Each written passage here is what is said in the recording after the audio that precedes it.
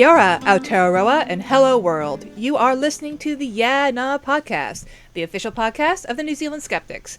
I'm Bronwyn Rideout, and joining me this episode are my co-hosts, Mark Honeychurch. Hey. And Katrina Borthwick. Hello, everyone. And this episode, we're playing a bit of skeptical baseball, because we've got 1, 2, maybe 3 repeat offenders against science and respectability. I'm talking about Avi Loeb. We have Gerson Therapy back on the docket, and I'm going to be sharing a little bit of an update regarding fraudster Dr. Zholia Alemi, as they've all recently hit the headlines. Each kind of take a swing, but do they all strike out? Stay tuned. But first, it's time to do a bit of a Rapture update. Mark, has the Rapture happened? Did you find anyone who's floated up to the sky yet?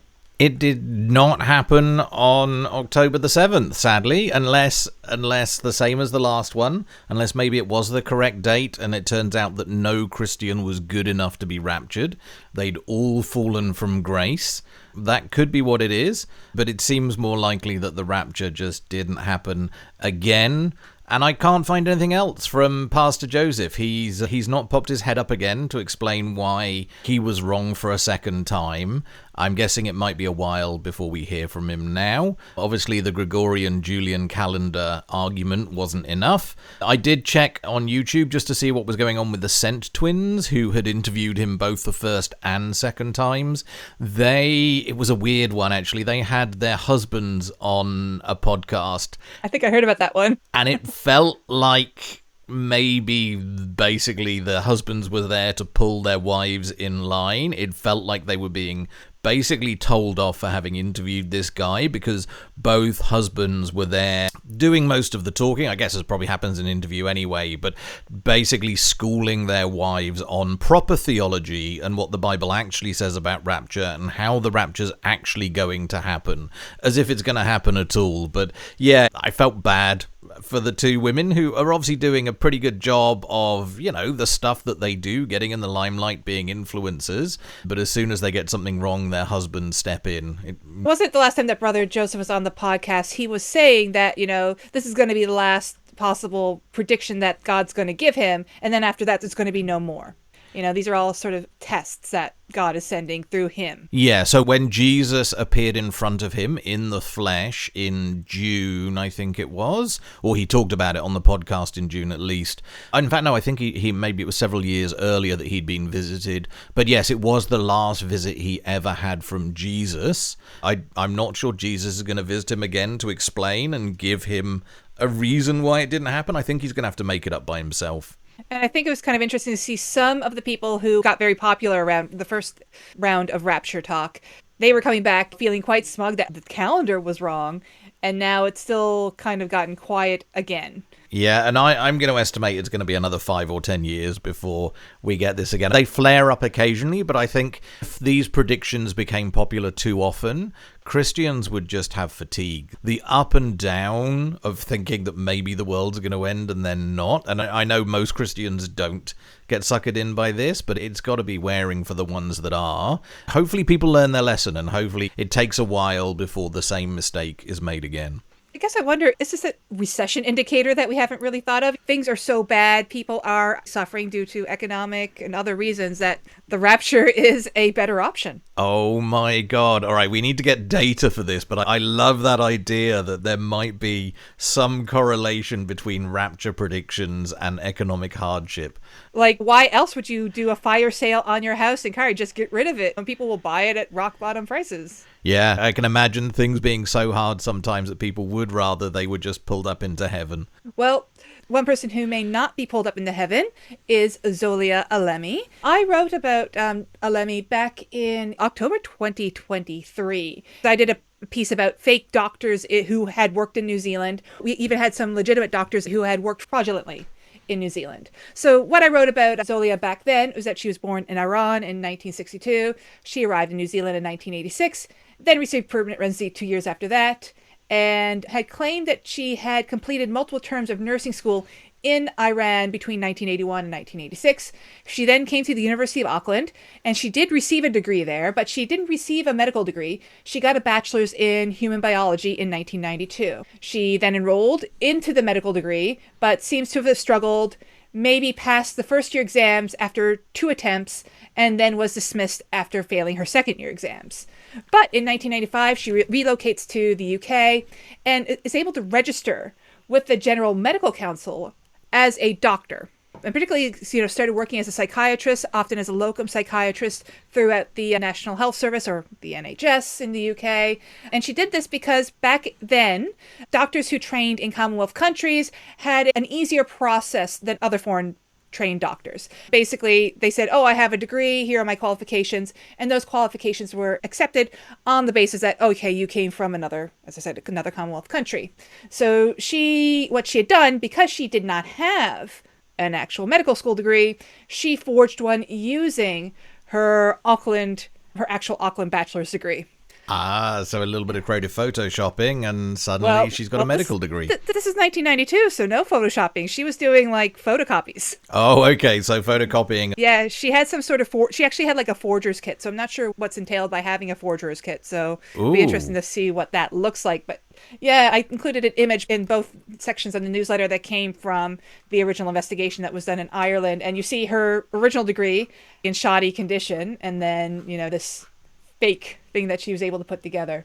She gets this degree, she gets the registration, and she started working as a locum, and she did that for 20 years across the UK, and things started to unravel about 2017. She had completed the exams or completed the pathway to become a consultant psychiatrist, but there were lots of complaints, and for some reason she was involved in the care of elderly people, and she had tried to forge the will of a wealthy client to ensure that this client would bequeath her apartment and some of her estate to both Alemi and Alemi's grandchildren.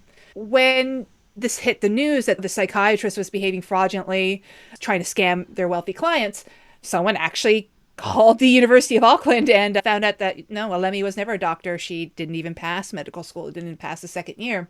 And so she would end up basically accumulating several further charges aside from this fraud charge against this one wealthy widow, and that includes 13 counts of fraud, 3 counts of obtaining pecuniary advantage, 2 counts of forgery, and 2 counts of using a false instrument. She ended up having maybe a very, very short prison term for the original fraud, but then all these new charges definitely landed her in prison for at least 5 to 6 years. And many people were just left wondering, was Alemi their doctor? Did she treat their loved ones? There were some former patients who had committed suicide or had died, maybe not necessarily due to Alemi, but certainly Alemi was involved in their cases. And Alemi was known to have sat on some panels for the mental health tribunal and had prescribed electroconvulsive therapy. So, she was doing things that she was not trained to do. Since that original 2023 article, there have really just been about 2 updates regarding Alemi's court case. Katrina Owen for Stuff reported in 2024 that Alemi had appealed her 7-year prison sentence on the grounds of human rights infringement, and namely, she was very paranoid about her legal team. She didn't trust them. She didn't think that they were giving her sufficient access to anything that the defense or the prosecution had. And she also blamed the UK General Medical Council for the harm that she caused by her practice because they did not pick up her fraud. It's just insane. Yeah, it's egotistic. God, It's a sense of to even try it on, right? Oh my God. I can think she's just going, I really deserve to have this qualification, so I'm going to do it. I can just feel the thought processes. I've been working as a psychiatrist for 20 years. Can't you just let me have it? I earned it. Well, I need it as an honorary degree. I've done my apprenticeship as a psychiatrist. I mean, if she hadn't tried to swindle that elderly person, would she still be practicing now? It's interesting because, again, she quite quickly accumulated maybe about 23 complaints over the 2 or 3 years since she got that consultant psychiatry accreditation. So who knows what might have happened. Had it not been for that journalist who did that check, they may not have known. The reason why they didn't check is because there was that whole Commonwealth doctor pathway, which meant that they wouldn't have had that first instinct to go off and check because they would have trusted that she has this evidence of a degree from Auckland University. And it was also the 90s, and we kind of forget how, yes, there was the internet in some way. Yes, there was bulletin board systems, but we just were not connected digitally the way we are now. No modem. Yeah. You can't do a collect call. That charges the person on the other end. But now, so the next update, of course, we now have in June 2025, there's an update regarding her appeal. And basically, it was estimated that while Alemi may have earned about up to $1.3 million over the course of her career, she ended up being ordered to pay the NHS back just £406,000. Or she would have to spend another 2.5 years in the clink. The Medical Council, for their part, in response, over the past couple of years, they've been reviewing all 3,117 foreign trained doctors who came to the UK through that Commonwealth plan, and the same route that Alemi took to get to the UK. And they've certainly reported that all of those doctors definitely have genuine degrees. I think there must at least be one or two who may not have had it, and they just maybe retired. Maybe if they did find any, it was in their best interest to deal with it quietly rather than making a song and dance about it. I guess we should be relieved that she went into psychiatry, because I'm noticing that degree qualification also lists surgery, and that just terrifies me a little bit. I think that's what med school does, is like a bachelor's of medicine and surgery. Craig Shearer's daughter was a med student, if she's not already a doctor, a qualified doctor. She can give us the goods. But anyways, I think Alemi's still in prison and could get another 2.5 years on top of her 7-year sentence if she doesn't pay that fine. But cockroaches come out of the woodwork, and I found a really interesting website where someone's trying to peddle lie detector tests as a means to help screen some of these doctors. So it'd be a combination of a questionnaire, and then the doctors would have to do a polygraph. So, right, discredited technology that's not trustworthy enough to use it in a court of law, and there's somebody out there trying to flog it as a way of figuring out whether people are lying about their qualifications. It's not like doctors would know about the measures that they're taking and how to manipulate them. I'd be kind of curious to see what kind of questions they have that they feel could be answered in such a way that they could detect fraud, and who they would hire to detect the fraud in the first place. So, I don't know. It's quite sketchy. As I said, this is a bit of skeptical baseball. Mark, both yourself and Katrina had articles where you talk about so-and-so striking again. I don't know how this happened. This is really fascinating. I can't remember whether I titled my article after I received Katrina's or not. I don't think I did. I think this is just coincidence. But it might be that subconsciously I'd read Katrina's article title and... No, I don't know. I'm pretty sure I didn't. This is Convergent Evolution, where we both chose titles that had strike again at the end, I think. I think you copied me. Oh, wow, accusation of plagiarism. Oof. Well, I will admit that I plagiarized myself, and I had plagiarized myself twice, because I was originally going to do a fortnight in skeptical history, and then I'm like, oh, I need a picture for one of my entries. And guess where I find the picture? Oh, God. In one of the articles I wrote. How far through your article did you get before you realized that you'd written about both weeks separately? Oh, I was at the end of the first week. So, I mean, that was maybe at 20 minutes of work, because, Of course, we put together this calendar that we need to release sometime by the end of 2025, hopefully. And it's just really easy to just pick things, copy, paste, put it onto Google Docs with a bullet point with a picture. But I just did not have a picture for this entry. Genius.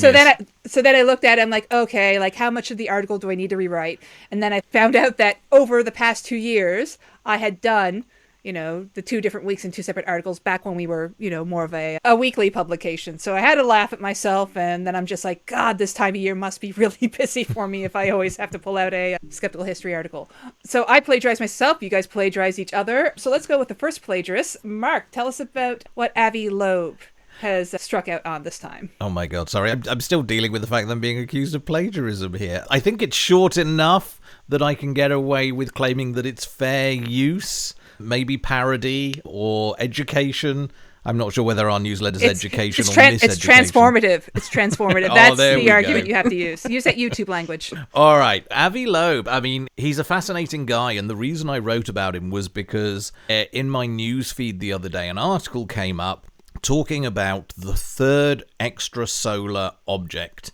And these things are awesome. Basically, we're only finding them recently because it's only recently that we've had the technology and the money to be able to build systems that try and detect things heading towards Earth. We want to know if an asteroid's going to crash into Earth, if we're going to be hit by a comet, if a meteor's going to smash into us and it's going to do a fair bit of damage. It's nice to know in advance, potentially, and evacuate people. So there's Pan-STARRS and there's Atlas, 2 projects that are basically looking for the stuff flying around the local part of our solar system, just to make sure nothing's going to hit us.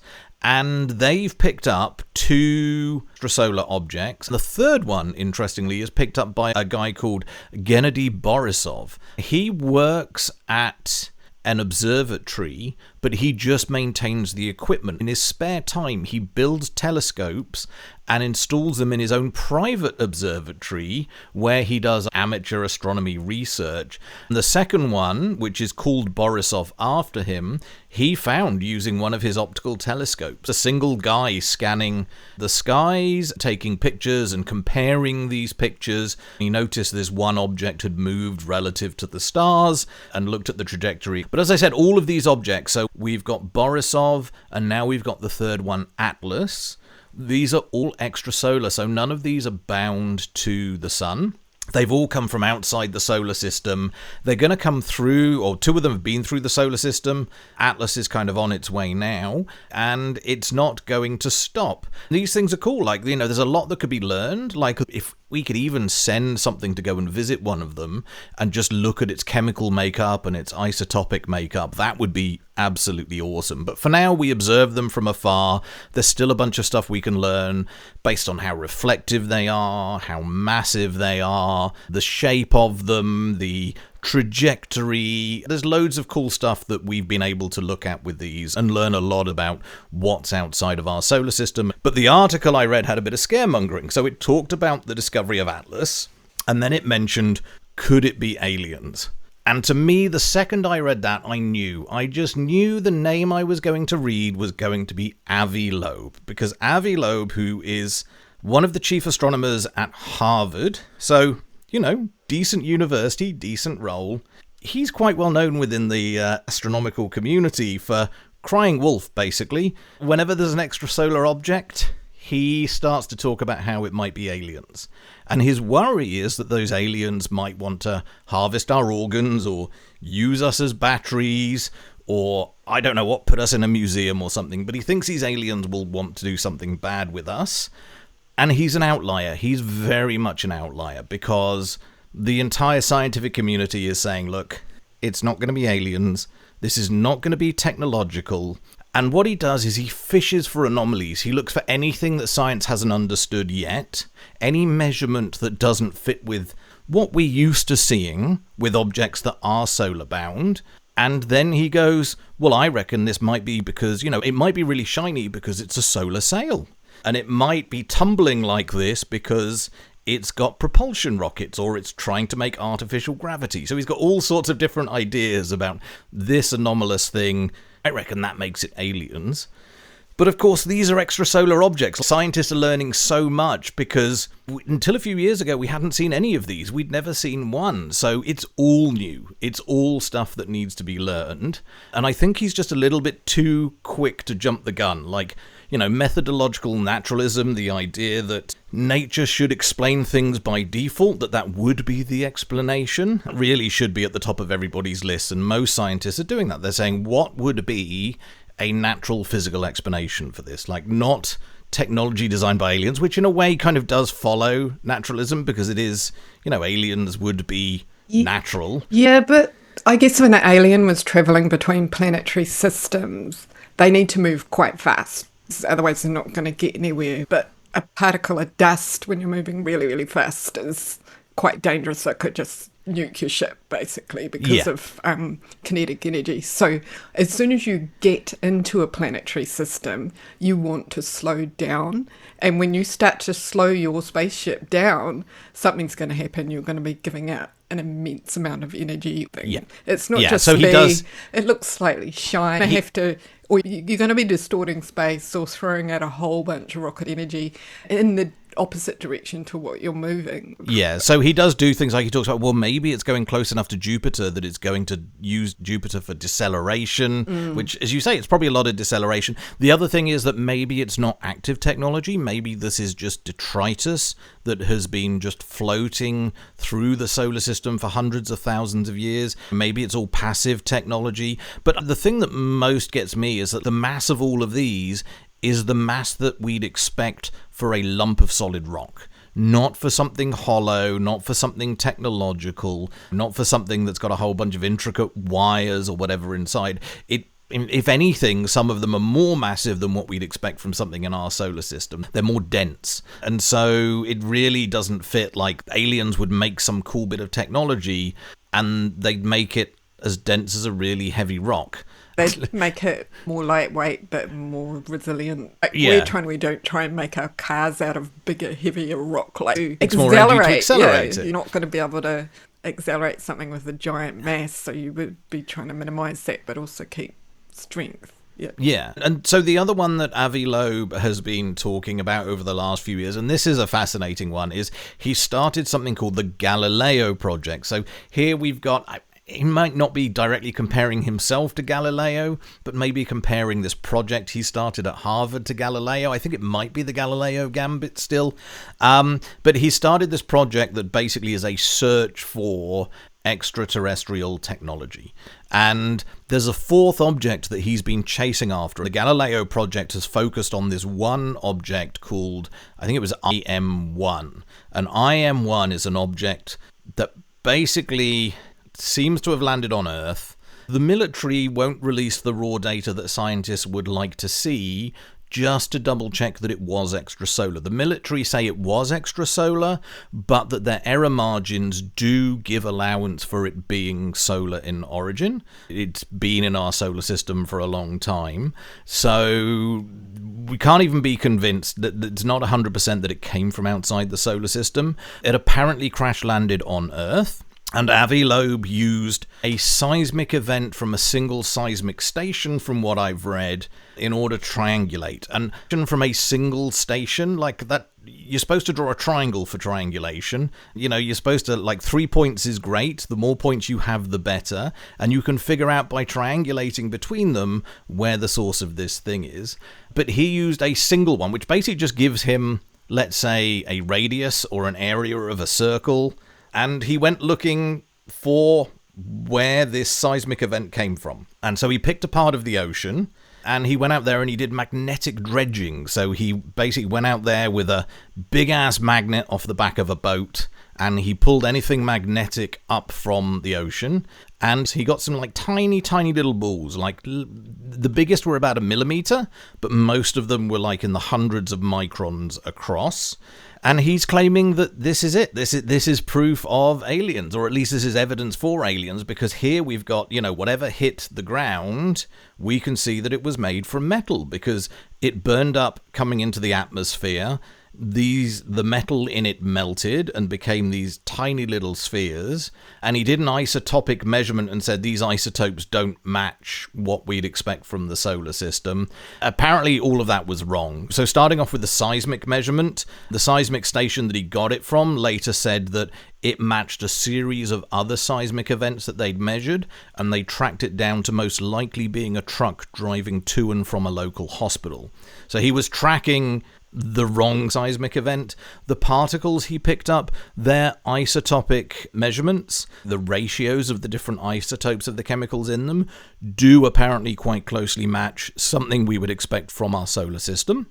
And then on top of that, there are problems with these little spherules. So some of them are spheres, but a bunch of them apparently are like 2 or more spheres that have been fused together. And from what I read, you don't get that if something comes through the atmosphere and melts. That's only from things that are terrestrial. And somebody even tracked down, based on the relative of different elements in there. So like it was beryllium and uranium and a few other rare elements, and the percentages of those that were in these samples. Apparently that's what you get from coal-fired power stations. So he'd picked up pollutants from a coal-fired power station that had ended up in the ocean that were absolutely tiny, and he's got them and is treating them like they're evidence of alien technology that crash landed on Earth, and every other scientist is saying no. But back to Atlas. So the last thing I had in my article was a really nice quote I found from Tom Statler, who's NASA's chief scientist for solar system small bodies. Sounds like a pretty cool job to have.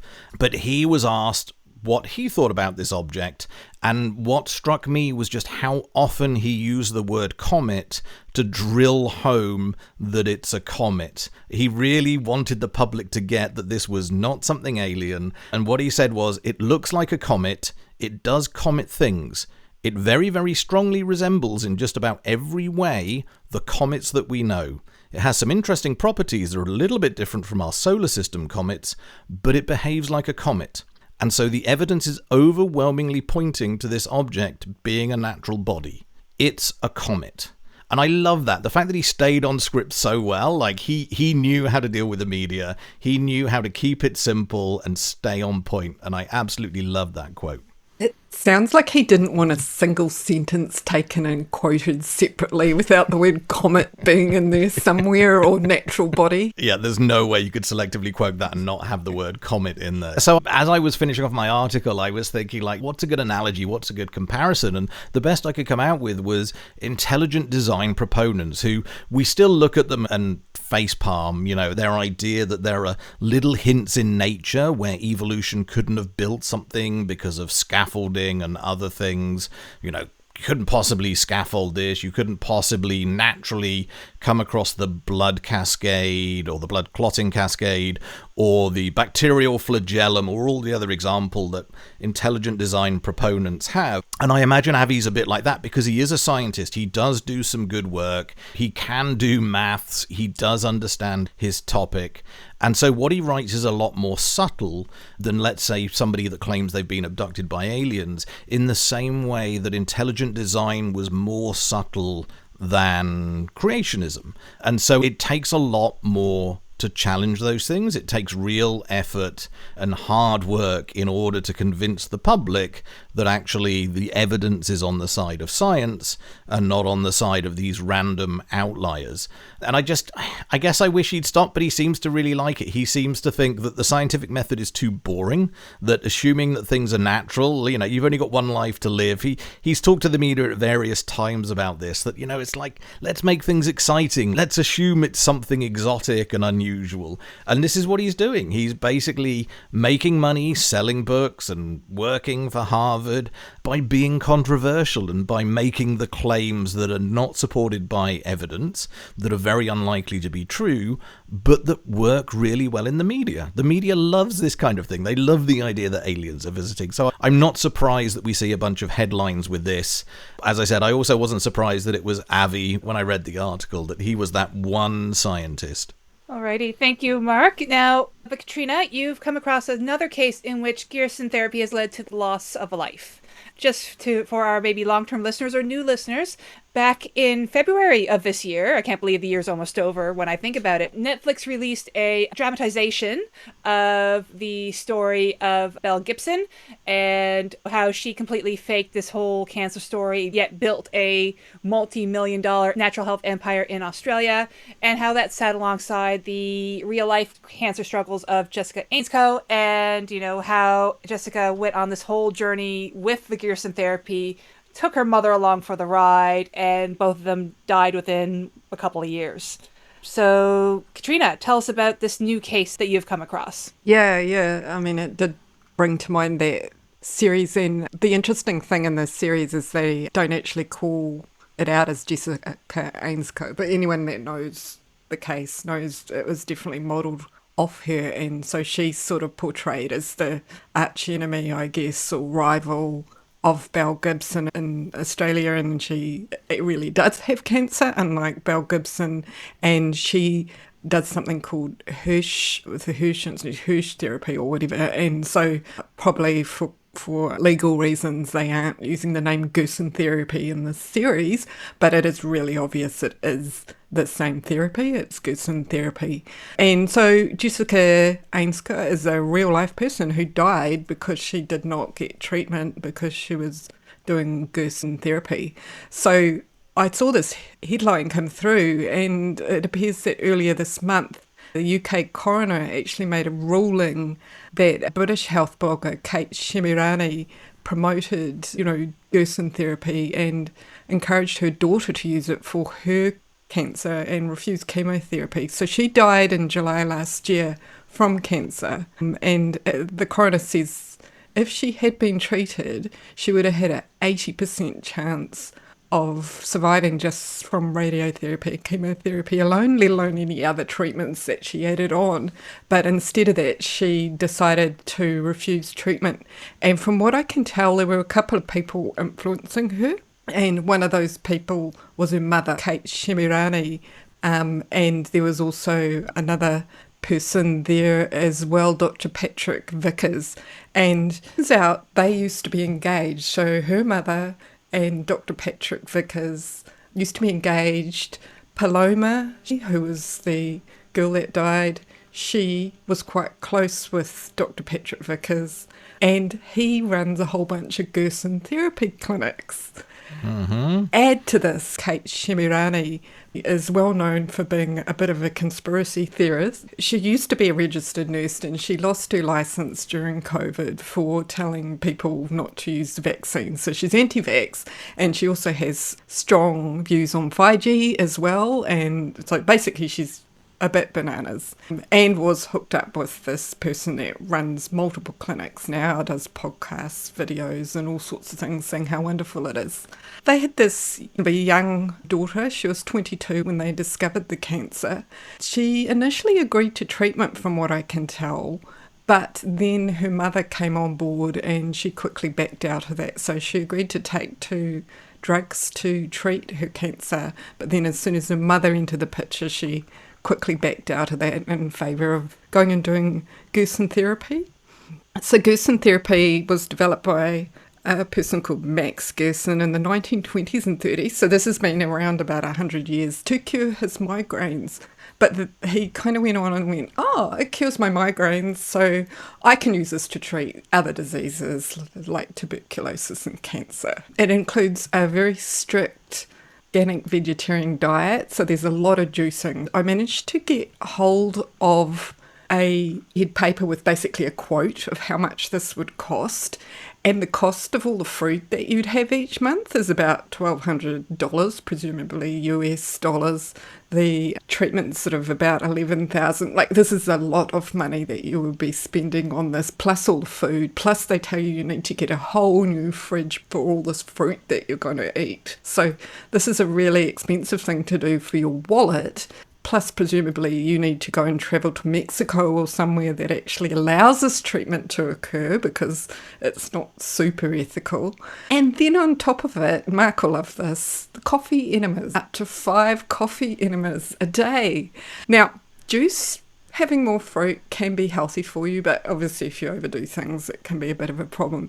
But there are recorded cases of people dying from coffee enemas. It can mess up your chemistry and cause problems. So that one does come with risks, and I don't know what happens if you have too much juice. But yeah, the juicer as well, $2,400 for a juicer. Yeah. And then another $600 for a hydraulic press to go with it. I don't even know what that is. Crazy money. Press. I don't even know what some of this stuff is, but it sounds like if you were running a juice bar kind of industrial level kind of stuff, doesn't it? And I guess if you were eating that much fruit, maybe you need it. If you're doing that much juicing, you probably are worth just putting money into something decent. But even then, $2,400, that's that like $4,000 New Zealand.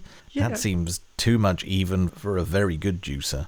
Yeah, I'm guessing that you can conveniently buy all of this from the Gerson Therapy Institute, so that you don't have to stress your poor dying self out by going shopping.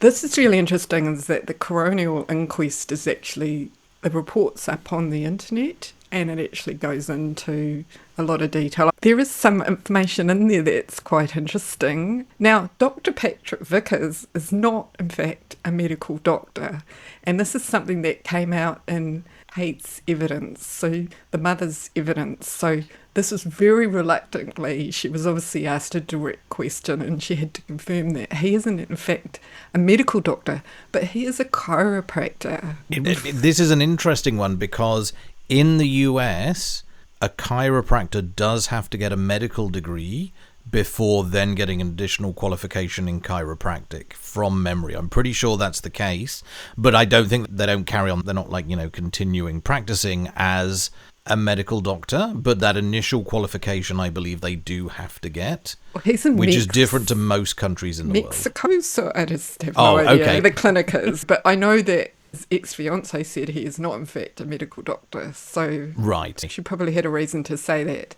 And he's described in a podcast bias as doing work managing the world's premier clinic for natural treatment of cancer and advanced diseases, and having an approach that is cutting-edge holistic medicine known as advanced Gerson Therapy. So they're trying to swing it as this new cutting-edge.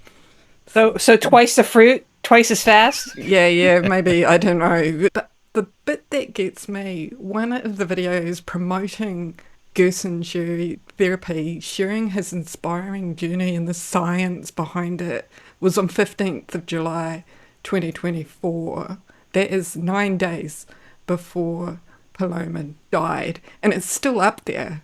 And at that point, she would have been very unwell, right? And he's doing this video. I mean, what is he doing? Yeah.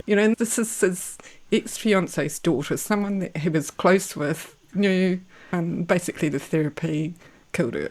So there's a few things that's quite interesting, because I think what's happened is the media have picked up, someone's gone in and read the end of the coronial inquest report, written a news article, and then all the other media outlets have basically copied that article. So if you go and look at the articles, they all read kind of the same words. But when you go and read the report, there are actually some other things in there that they've just completely missed. There's one bit in there where they were looking to monitor the progress of her cancer as part of the Gerson therapy through blood tests.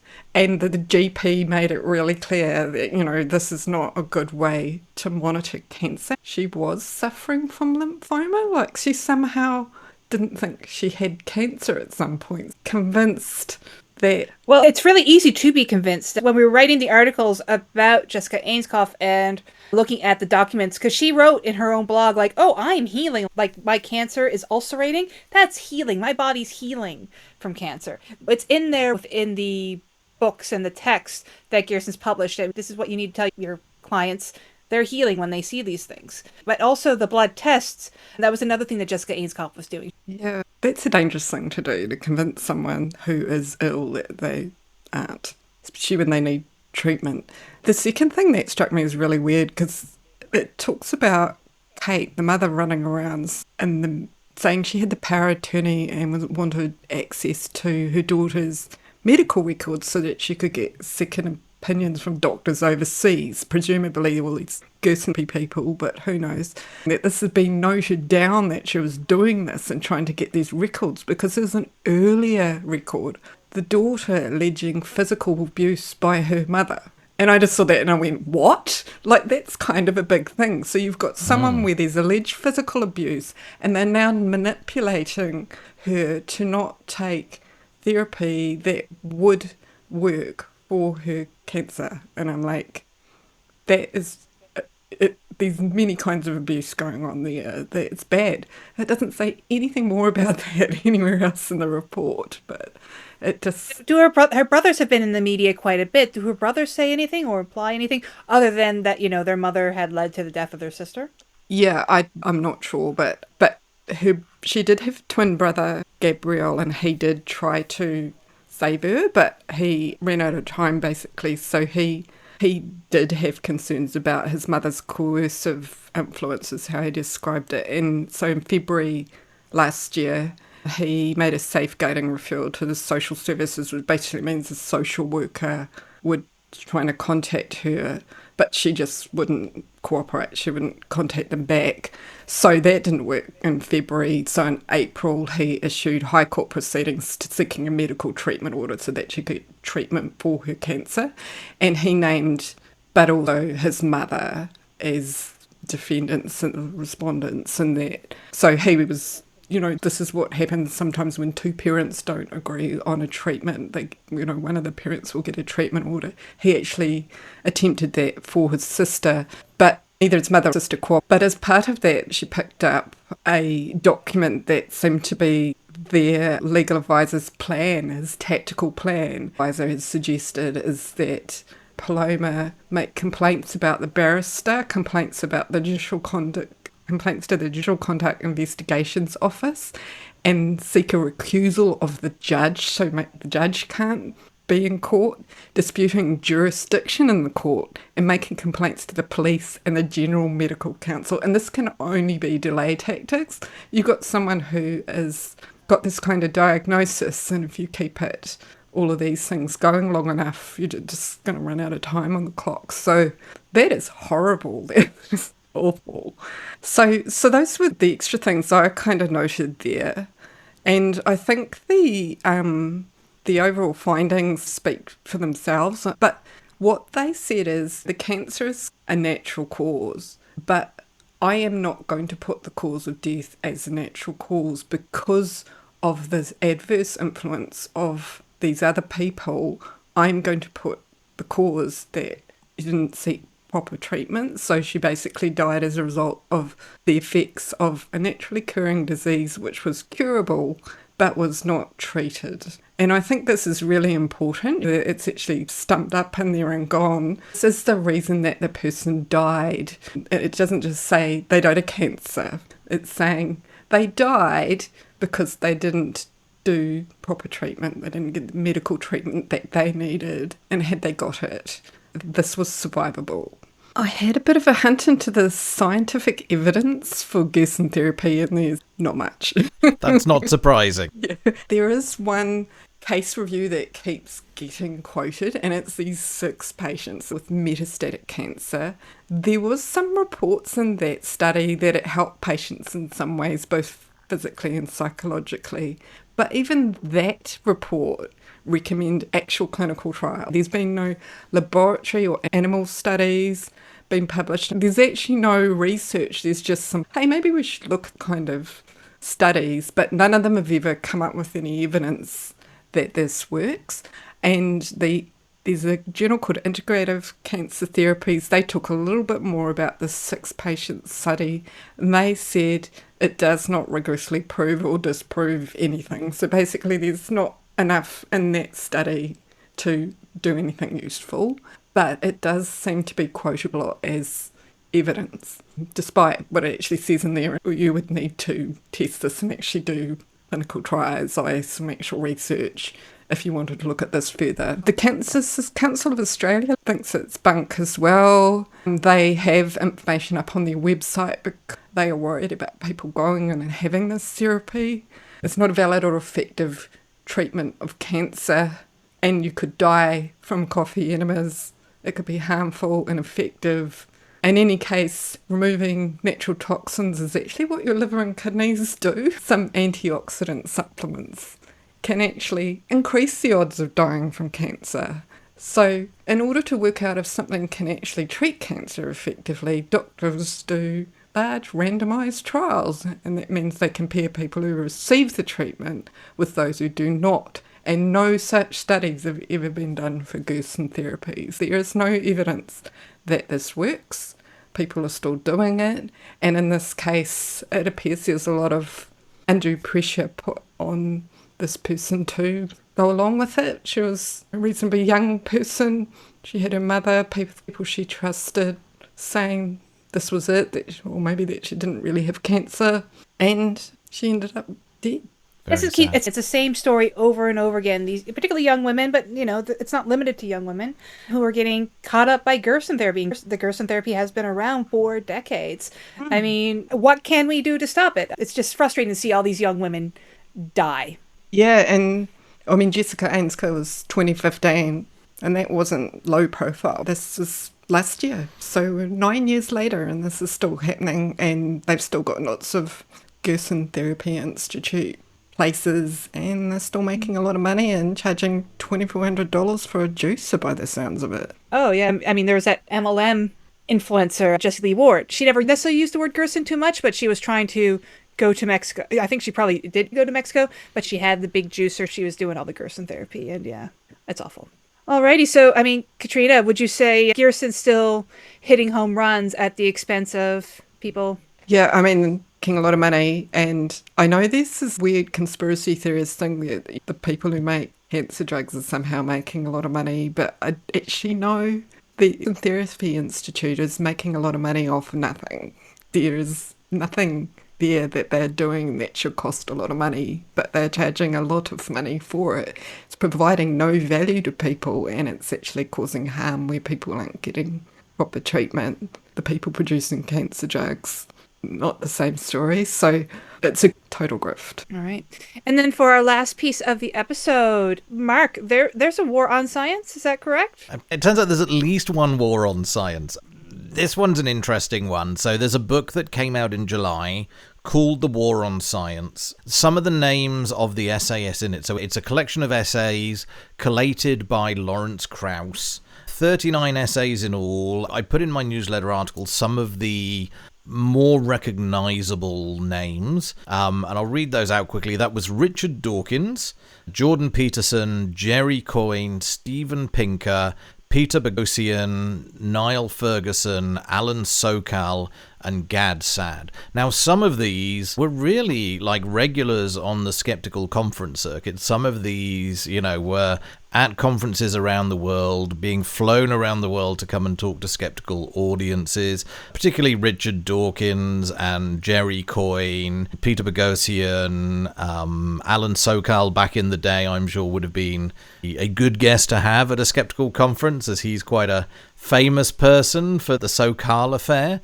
Go and read that on Wikipedia if you haven't already heard what that's all about. This collection of essays, as I said in my article, I would expect it coming out in 2025 as a book to point out the major issues we're seeing in the US, to point out the Trump presidency and his appointments and his decisions, the people he's putting in power at the heads of various government departments, their decisions. There is so much anti-science happening at the moment. It's horrific. So the first one was RFK Jr. And Bronwyn, you've got a little update about him and another cause of autism, which you wrote about. Well, I mean, it boils down to Tylenol, but yes, RFK kind of, I don't know, did he just interrupt or rant or just take over a cabinet meeting? But nonetheless, the new cause of autism, circumcision. Yeah, so another fun one to add to the list. So the idea is that circumcision it hurts babies, and so they're given Tylenol early in life, and a continuation of the Tylenol in pregnancy. It's the same kind of thing, isn't it? So we know RFK Jr. is all over the map. Like, he's got so many horrific ideas. And then we know Dr. Oz as well. Mehmet Oz is the head of Medicare and Medicaid. His Dr. Oz show spread so much misinformation for so many years, and it was broadcast not just in the US, but around the world. It was a very popular TV show. And then there were others. Casey Means, who is currently waiting confirmation as the Surgeon General, is a functional medicine practitioner, which is not scientific. This is a total pseudo-scientific idea, and she's got dietary supplements that she sells. She gets sponsored to advertise these things along with lots of other products because she's a wellness influencer with a large following online. And the only reason that Casey Means was nominated, and I think was a late nomination, is still pending being confirmed, is because Jeanette Neshiwat, I think is how you pronounce it, was the original pick. Now, it turns out that she lied about her degree. This is another person who basically faked qualifications, but also she's written a book called Beyond the Stethoscope, Miracles in Medicine, which explains about how prayer can heal people. And she has something called BC Boost, which is a dietary supplement, her own dietary supplement that she pushes to people.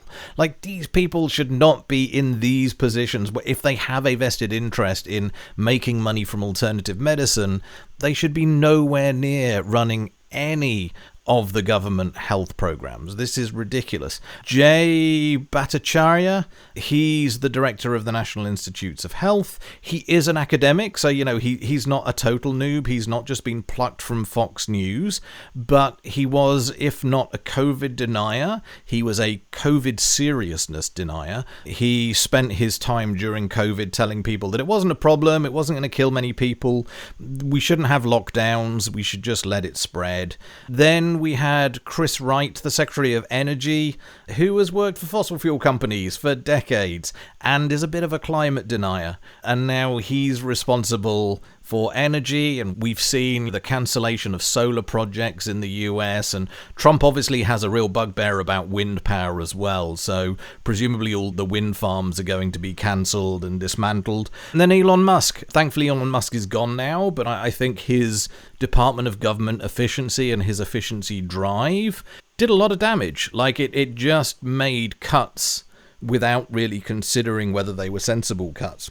Any suggestion that a scientific project, that any funding was going to be used for anything to do with diversity, they just did a search of funding requests and then went, nope, we're basically going to cancel any of these that have these keywords in. It seemed pretty horrific when it was happening. Some of it was undone when they realized that some of these projects were really important projects. There was a bunch of scrambling in the government to go and fix some of it, but a lot of it, the damage has already been done, and the damage to science it's just going to be immeasurable. It's going to have ripples around the world, and it's going to last for years. But that, as I said, that's what I'd expect a book in 2025 writing about the war on science to be about.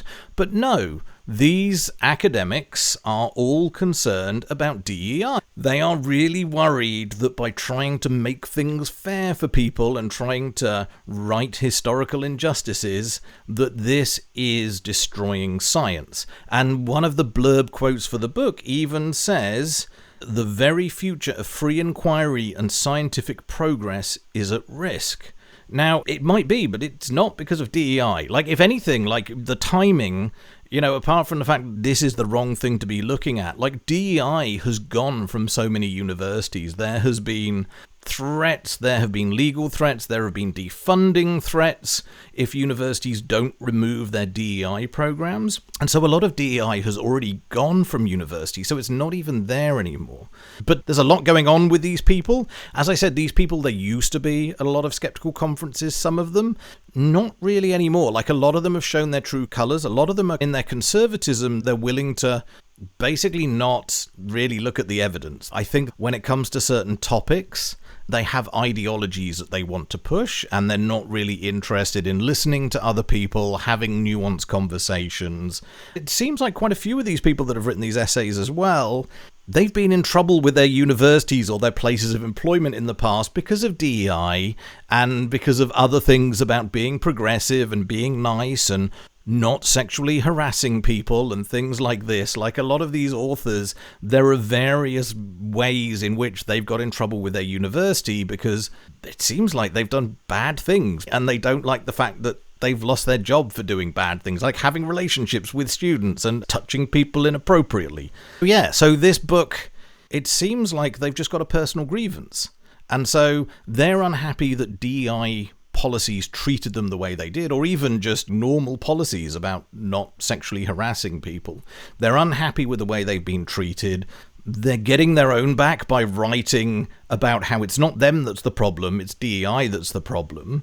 And it turns out that a lot of them, they're not even really being very honest about their positions when they write about their own kind of events that happen to them. There's a video that I linked to at the end of my article, and it's really good. It's like a 4-hour video by a guy called Sean on YouTube, and he breaks down all the ways in which these authors basically only tell half the truth, and they miss all the worst bits of what they did. And yeah, I guess it's quite natural for people to paint themselves in a good light and try and make themselves out to be the best version of themselves. But when you hear the other side of it, it's a very different story to what they've been telling about how they just innocently did this. And no, there are patterns of behavior, there are lots of stuff going on. The book, when it came out, I mean, I think what happened, I think, like, because Lawrence Krauss was collating these essays. Last year, it was a Biden presidency still, and DEI was still around. They thought at the time, this is the time to be releasing this book, but it's taken time for them to find a publisher. And in the meantime, the political landscape in the US has totally changed. What I say in my article is, they really should have seen this and gone, maybe it's not the best thing that we publish now. Maybe the war on science is something very different. Or if they did publish, maybe they should have got another 39 essays from people writing about the damage that's being done to science by the current Trump administration. Maybe try and balance it out a little bit. But they didn't. They're, like, all the essays are about DEI and wokeness and other related topics. And the publishers that they did find eventually, this is kind of ironic because these people are well-known atheists. Most of the people in this book are very well-known, not just for being atheist, but for fighting against the excesses of religion. Like, these are people who have spoken out, who've used their platforms to speak out against religious privilege and argue for an even playing field. These are people who care a lot about their atheism, and the publishers that they found basically publish a bunch of right-wing and Christian nationalist books. So the bedfellows they found themselves with, like, I wouldn't be happy being published by an organisation like that. I'd rather my book wasn't published than finding itself on a shelf with books like The Two Swords of Christ, One Nation Under God, Christian Patriot, and books like this. You know, this is the bedfellows that they found themselves with. Trump 2.0, What's Right, America. It's really bad timing.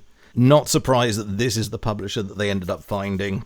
I think the book probably just should have hidden somewhere. I think maybe, like, most of these people probably are doing all right for themselves. I imagine they're on the conservative talking circuit, so I imagine they're earning fairly good money, maybe. Certainly we know people like Richard Dawkins are doing very well for themselves. I think they didn't need to publish this, and I think they probably should have listened to their children and or grandchildren who were likely telling them not to do it. But here it is, the book's out, and it's ridiculous. Curious, I mean, have you come across any other reviews, like, say, in the Skeptical Inquirer or by other sort of currently active skeptics that we know of? Have they made any comments about this book?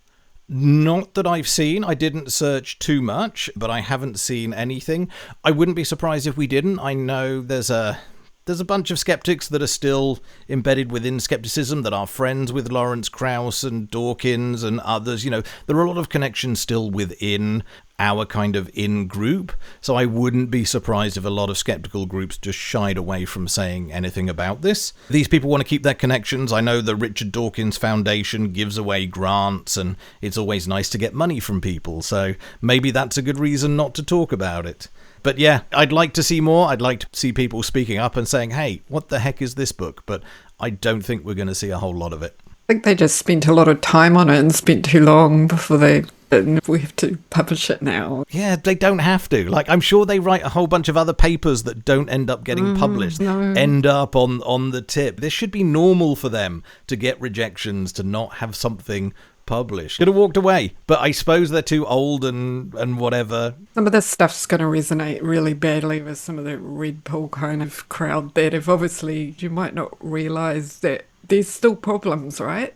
Even DEI was nowhere near enough to fix the issues that there are, absolutely. Yeah, it feels a lot like America could end up in a situation where suddenly there's only one woman in a medical class, and then even then she's kind of getting made fun of because her pretty little lady brain, she should be off having babies or something. I just feel like we're heading back into like 100 years ago with some of the thinking that's going on from some people, and it's just terrifying.